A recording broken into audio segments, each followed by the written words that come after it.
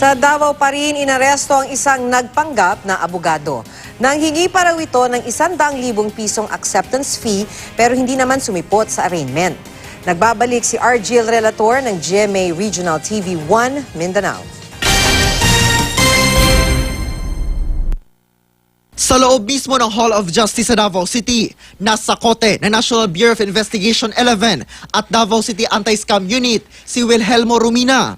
Base sa reklamong natanggap ng Anti-Scam Unit, nagpakilala si Rumina bilang lisensyadong abogado. Sabi raw ni Rumina, kaya niyang maimpluwensyahan ang huwes at ang public prosecutor na may hawak sa kasong kinaharap ng anak ng nagreklamo.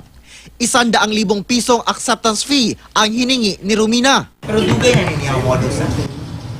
I don't know kung dugay na kay wala mo gyud complain pa against sa ato saya katura mag-uusap. Pero hindi raw dumalo sa arraignment ng kaso si Rumina, kaya nagreklamo na sa mga otoridad ang biktima. Nagkasabot sila sa complainant nga muhatag tong complainant o na to nga natay budol man ni himo. Pila, sir? Katong gipangayo niya nga kuan siguro katong kulang siguro mga 300,000 siguro to. Nasa kustudiya na ng NBI 11 ang suspect at nakatakdang kasuhan ng falsification by private individual, estafa at usurpation of authority. Hindi na siya nagbigay ng pahayag sa harap ng kamera.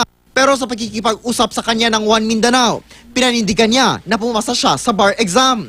Pero wala naman siyang naipakitang dokumento na nagpapatunay na nakapanumpa siya bilang abogado. Wala rin ang pangalan ni Rumina sa record ng Integrated Bar of the Philippines Davao Chapter at sa Korte Suprema. Argil Relator, Nagbabalita, Pilipinas.